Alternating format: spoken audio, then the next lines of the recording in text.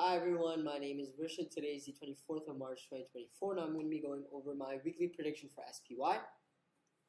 As usual, we'll be going over the monthly, weekly, and finally the daily charts, and then also go over to the Excel sheet where we'll review last week's prediction and of course go over this one's in more detail and cover the option chain as well. So, with that out of the way, before getting into the video, it's important to make the disclaimer that all information here is completely educational, and therefore it is important to conduct your own analysis before entering a position in the market, and do not only rely on the information in this video, since it is obviously subject to my personal trading preference, trading strategies. So definitely keep in mind these things as well. But with that out of the way, without further ado, let's get into the video. Monthly charts we can see immediately show a very strong uptrend for SPY starting in November 2023. SPY and the underlying SPX has been in a consistent uptrend, which is a good sign, and we hope that it continues this month as well. RSI is confirming this, as we can see it's been going up quite a bit, and it's steadily going up, not overbought, but it's increasing, and therefore confirming the price movement that we're seeing, and the average as well. Stochastics are not important in this chart, but we will see their importance later.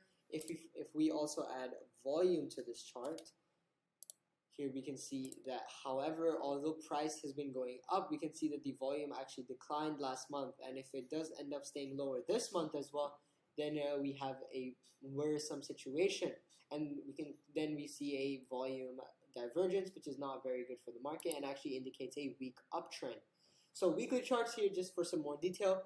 Past 2 weeks were very, very non-directional. We can see that first week we had on the week of the 4th of March, we had a high wave candle, then preceded by a gravestone doji, not really, but a gravestone doji type of candle on quite high volume.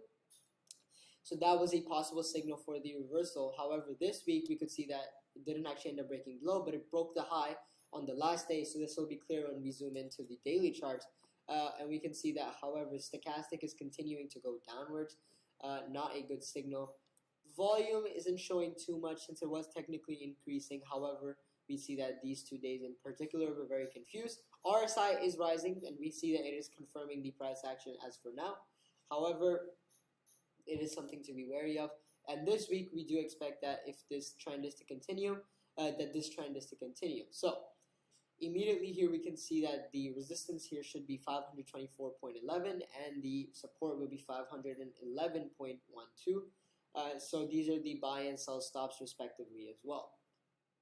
Finally, let's head over to the daily charts and see this price action in more detail. We can see that on the 18th, we didn't really have, we had a gap up. However, it did end up closing downwards.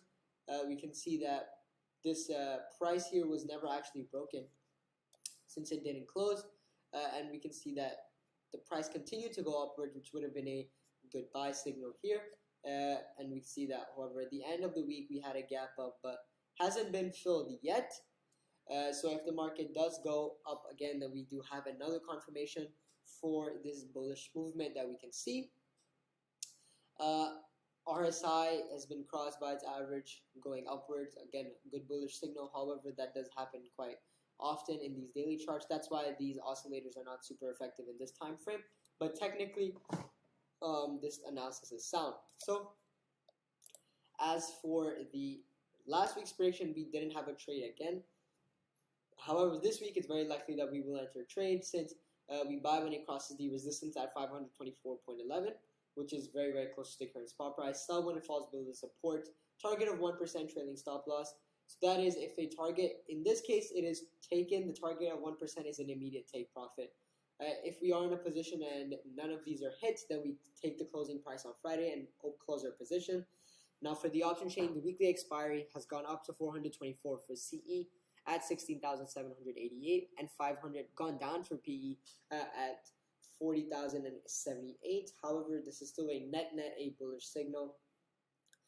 PCR is 5.68, extremely bullish sentiment for SPY right now. Max OI for monthly expiry is 530 for CE, same as last week at 42,638 and 475 for PE at 88,047.